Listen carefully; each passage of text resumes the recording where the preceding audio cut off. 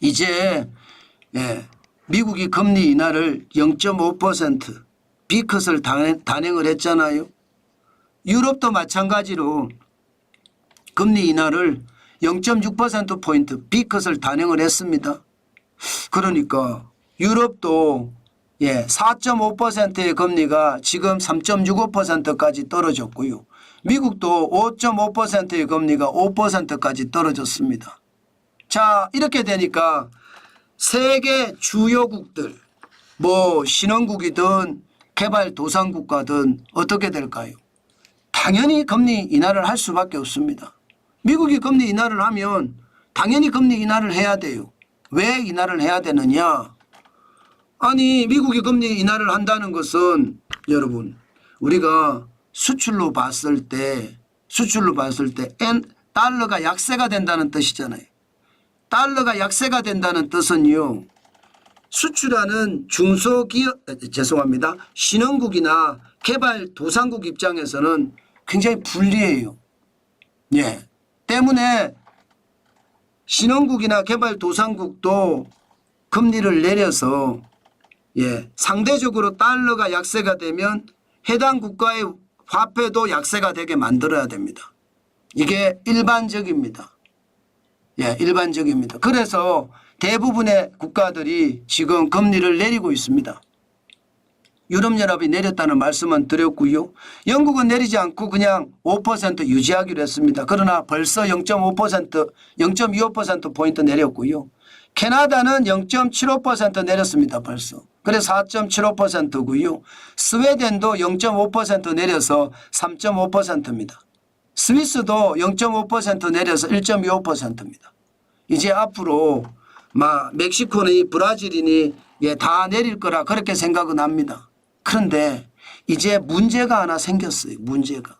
사실 여기를 보시면 브라질이 1.25%잖아요. 1.25% 내렸잖아요. 그래서 10.50%가 됐습니다.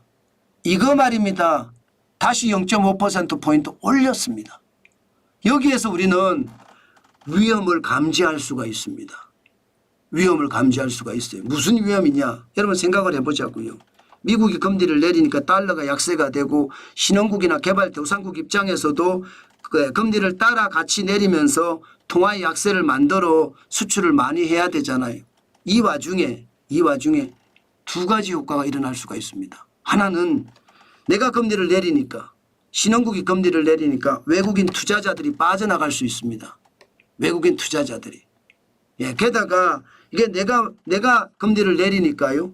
이게 신흥국 입장으로 보는 거예요. 내가 금리를 내리니까 이게 돈 빌려서 물건을 많이 사. 그래서 물가가 올라가는, 다시 말해서 최악의 상황. 금리를 내려가려고 하는데 물가가 다시 오르는 상황. 최악의 상황이 퍼지는 거. 이거 지금 브라질에서 터졌다는 거예요. 브라질에서. 지금 세계 시장엔 처음으로 터졌거든요. 금리를 내리다가 다시 올린 거. 브라질이 처음이거든요. 그런데 이게 터질 수 있다는 거. 너도 나도 금리 인하는 좋은데 금리 인하를 할 수밖에 없는데 지금 브라질에서 금리 인상이 터졌다는 건 결국 말입니다. 외국인 투자자들이 빠져나가는 거에 지금 도저히 못 견디는 거고 물가가 재반등하는 것에 못 견디는 거라고 봅니다. 이게 오일 쇼크 때 이런 일이 있었거든요. 오일 쇼크 때. 저는 이런 일이 다시 반복이 될까 두렵습니다. 이것을 두고 스태그플레이션, 다시 말해서 저성장 고물가라고 이야기할 수 있는데 그게 브라질에서 제일 먼저 터졌다는 거예요. 이렇게 되면 여러분 다른 나라들은 어떻게 될까요? 다른 나라들도 솔직히 만만치 않을 겁니다. 솔직히 만만치 않을 거예요. 금리 인하는 해서 경기를 부양시켜 가야 될 텐데 그게 만만치 않다는 겁니다. 당장 중국만 하더라도 금리 인하하고 싶을 거예요. 미국이 0.5%포인트 인하를 했으니까 우리는 더 많이 인하해야 된다. 이런 생각에 아마 생각을 할 겁니다. 그런데 중국도 금리 인하하는 게 무서워요. 중국은 금리 인하를 해서 오히려 물가가 올라가는 건 찬성일지 몰라요. 왜? 디플레이션 함정에 빠졌으니까. 그런데 금리 인하했을 때 외국인들이 더 빠져나가면 어떻게 해요? 더 빠져나가면. 안 그래도 말입니다. 지난 6월까지 외국인 중국 기업 직접 투자는요. 마이너스 50억 달러입니다. 이게 많이 투자할 때 2021년 보세요. 3,441억 달러를 투자했는데 지금은 빠져나가고 있어요. 그러니까 불안한 거죠. 불안한 거죠. 제가 신흥국이 위험하다. 여기에서 한 발 더 나가면 중국이 위험하다. 이렇게도 갈 수 있는 겁니다. 중국은 마냥 좋아할 문제는 아니거든요. 지금 금리를 내려서 가격 경쟁력에 대응을 해야 되는데 가격 경쟁력에 대응하는 그 사이에 외국인들이 빠져나가고 물가가 올라가는 것. 중국은 물가가 올라가는 건 걱정하지 않는데 외국인이 빠지는 걸 걱정한다. 그러면 다른 신흥국들은 어떨까요? 다른 개발도상국은 어떨까요? 똑같은 상황에 처해 있을 겁니다. 브라질처럼 중국에 지금 다가올 중국의 어떤 경제 상황처럼 그런 저성장의 고물가라는 또 한 번의 어떤 상황이 충분히 겹칠 수 있습니다.